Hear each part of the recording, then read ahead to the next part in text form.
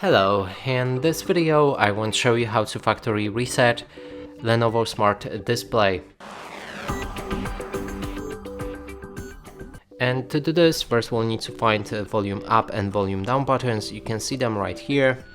Now simply press and hold both of these buttons at the same time and hold them for 10 seconds, as you can see on the display.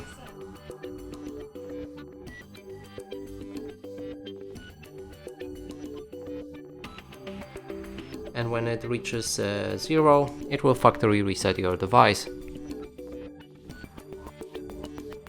As you can see, it's also disconnected it from the app, but it's still visible here.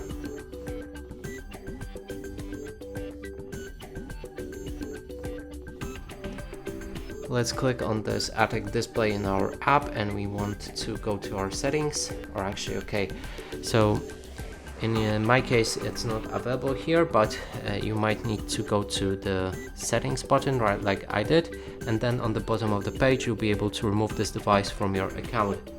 And it's not possible for me, I think it just bugged out. Let's close this Google Home app and start it again. Maybe then this device will be gone.